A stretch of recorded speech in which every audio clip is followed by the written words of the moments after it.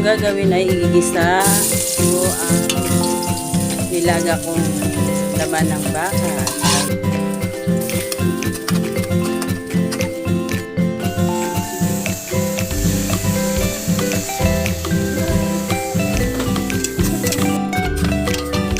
Lagyan ko na rin siya ng tubig.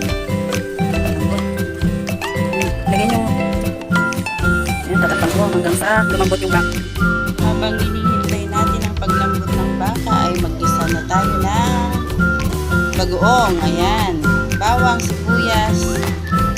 Ito ay charong bulaklak na ginayat-gayat ko ng maliliit.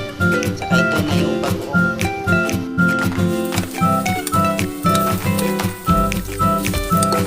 Nagisa ko na yung charong bulaklak na ginayat-gayat ko. Ilalagay ko na yung bagoong.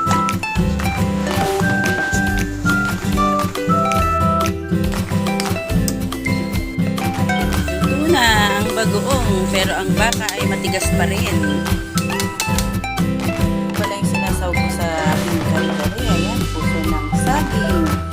Ayan, talong, kangkong. Ito, lalagyan ko siya ng repolyo tsaka pechay. Mahal. Hindi rin po mawawala siyempre ang peanut. Kaya pampagulay at pwede. Ito, malambot na ang baka, kaya ilalagay ko na yung peanut. Tinunaw ko siya sa mainit na tubig.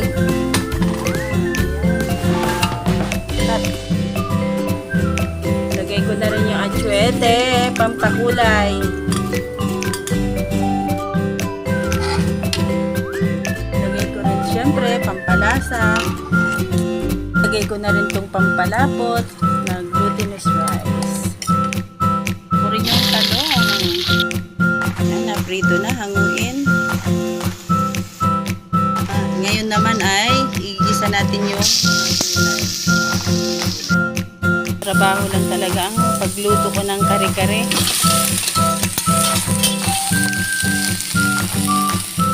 Sabay na. Pinapampalasa. Hilaan nyo na lang kung ano yung nilagay ko, guys. Ito, taktakan ng bechin. Para malasa yung ating gulay. Yan, konting paminta. Luluto na yung puso ng saging, kangkong.